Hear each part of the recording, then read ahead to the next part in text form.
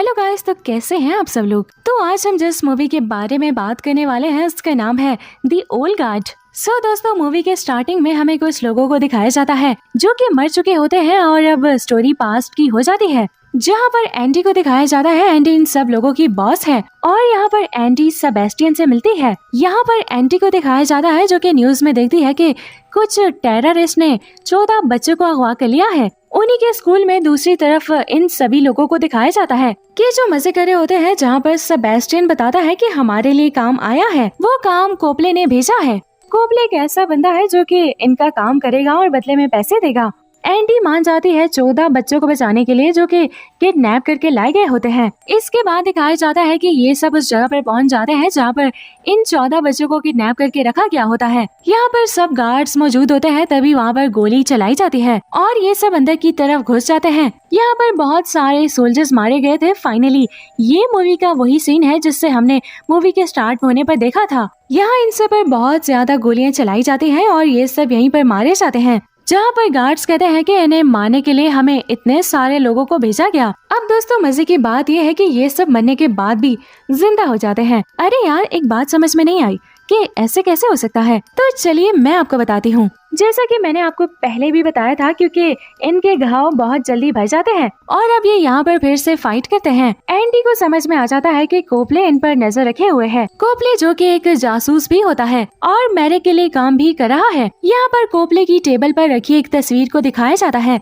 जिसमें एंडी की भी तस्वीर होती है, क्योंकि वो कुछ साल मिलिट्री गार्ड्स के साथ रह चुकी है। एंडी को अब एक बात समझ में आ चुकी है कि इन्हें इस दुनिया में अब खुद से छुप कर रहना काफी मुश्किल है, क्योंकि ये दुनिया टेक्नोलॉजी से भर चुकी है। इसीलिए ये सब डिसाइड करते हैं कि ये सब फ्रांस जाएंगे और वहाँ से अब अलग अलग हो जाएंगे। जिसके बाद हमें अफगानिस्तान का सीन दिखाया जाता है, जहाँ पर काफी सारे लोग बैठे होते हैं और इनके घर में एक टेररिस्ट घुसा हुआ है। यहाँ पर नाइल नाम की एक ऑफिसर आती है और इनसे बात करती है। यहाँ पर एक औरत इशारा करके बताती है कि यहाँ पर टेररिस्ट घर के अंदर ही है। नाइल घर के अंदर जाती है और उस टेररिस्ट को डाउन कर देती है। ये टेररिस्ट नाइल के गले पर चाकू मार देता है। नाइल के गले से बहुत ज्यादा खून निकल रहा होता है। वहाँ पर मौजूद लोग नाइल को हॉस्पिटलाइज करते हैं। अब दूसरी तरफ ये सभी लोग सो रहे होते हैं कि इनको ख्वाब आता है कि जिसमें नाइल के गले में चाकू लगा होता है, जो कि उसे उसी वक्त मारा गया होता है। लेकिन अब नाइल की गर्दन सही होने लगती है और दूसरी तरफ एंडी परेशान हो रही होती है कि अब एक और बंदा क्यों अमर होने जा रहा है। इसके बाद ये सभी लोग उसकी थोड़ी थोड़ी जानकारी लेते हैं और एंडी ये डिसाइड करती है कि वो नाइल को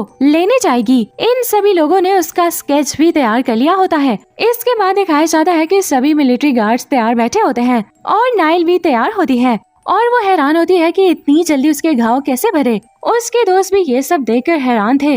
इसके बाद एक कॉन्फ्रेंस दिखाई जाती है जहाँ पर काफी सारे लोग बैठे होते हैं। यहाँ पर स्टीवन मैरे को दिखाया जाता है जो कि मैरे कंपनी का बॉस है। ये एक ऐसी दवा बनाना चाहता है जिससे लोग काफी टाइम तक जिंदा रहें। मैरे कहता है कि मुझे ये चारों चाहिए। कोपले ये कहता है कि इन चारों को ढूंढना मुश्किल है, जिस पे मैरे कहता है कि हम तुम्हें इसी काम के पैसे देते हैं। अब अफगानिस्तान का सीन दिखाया जाता है जहाँ पर सभी गार्ड्स मौजूद होते हैं जो कि नाइल से बात करने आते हैं। जब नाइल को होश आता है तो वो वहाँ से भागने की कोशिश करती है। एंडी को ये सब पता होता है कि नाइल ये सब करेगी, इसलिए वो नाइल के सर में गोली मार देती है। नाइल मारी जाती है पर उसमें भी वही पावर आ जाती है और वो जिंदा हो जाती है। फिर ये सभी लोग फ्रांस में मिलते हैं। फ्रांस का एक ऐसा इलाका जहाँ पर कब्रिस्तान है, जहाँ पे ये चारों आपस में एक ही जगह पर मिलते हैं और नाइल को सारी सच्चाई बताते हैं कि हम सभी काफी टाइम से जिंदा है, तकरीबन 200 सालों से, लेकिन एंडी 1000 सालों से भी ज्यादा जिंदा है। फिर एंडी बताती है कि एक वक्त ऐसा आएगा कि हमारे घाव भरना बंद हो जाएंगे और हम में से एक की मौत ऐसे ही हुई थी। रात को नाइल को एक ख्वाब आता है।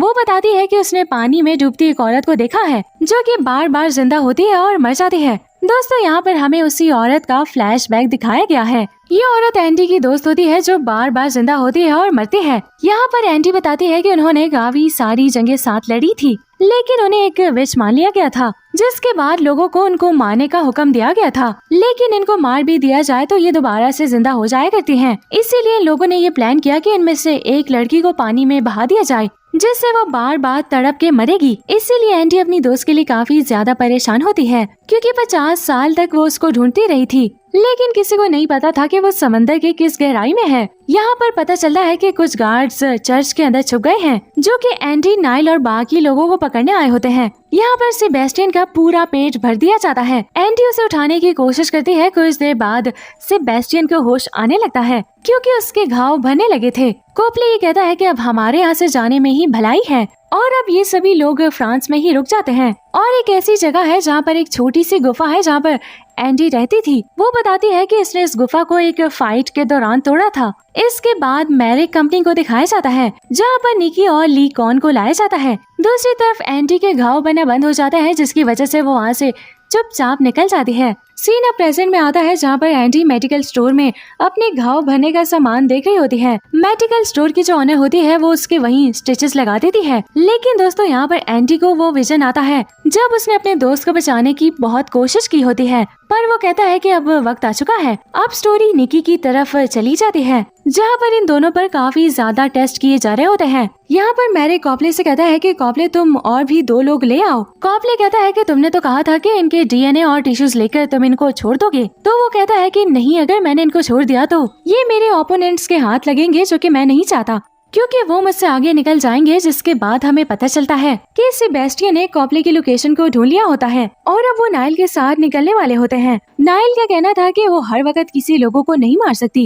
इसीलिए वो अपनी फैमिली वालों के साथ जाना चाहती है। जब वो वहाँ से निकल जाती है तो वो एक गन को देखती है जिसके अंदर एमओ ही नहीं होती, और अब इस बात से वो समझ जाती है कि सेबेस्टियन ही हमें धोखा दे रहा होता है। इसके बाद एंडी और सेबेस्टियन को दिखाया जाता है जो कि कोपले के रूम में पहुंचते हैं, और कोपले ने पूरी तरह से रिसर्च की होती है एंडी के ऊपर ताकि वो इन सभी लोगों को देख सके। अब सेबेस्टियन एंडी के ऊपर एक गोली मारता है और सेबेस्टियन को ये पता चलता है कि एंडी के घाव तो भरते ही नहीं है, जिसका मतलब ये था कि एंडी जल्द ही मरने वाली है। जिसके बाद वो एंडी के घाव को रोकने की कोशिश करता है और कहता है कि हम तुम्हें बचा लेंगे। अब यहाँ पर मैरिक आ जाता है। यहाँ पर मैरिक को पता चलता है कि एंडी के घाव भरना बंद हो चुके हैं, पर सेबेस्टियन और बाकी लोगों के घाव अभी भी भर जाते हैं। इसके बावजूद भी मैरिक एंडी को लेकर चला जाता है कि ऐसा क्या हुआ है कि एंडी के घाव बना बंद हो गए हैं। जिसके बाद वो उस पर टेस्ट करते हैं और दूसरी तरफ नाइल कॉपले के पास पहुंच जाती है ताकि उसे सारी इन्फॉर्मेशन ले ले, और कॉपले उसे सारी इन्फॉर्मेशन दे देता है कि उसने कहीं सारे लोगों की मदद की है, लेकिन एंडी को इस बात का एहसास नहीं है। यहाँ पर ये दोनों डिसाइड करते हैं कि यहाँ पर दोनों मैरी के ऑफिस जाएंगे और वहाँ फाइट करेंगे, और जहाँ पर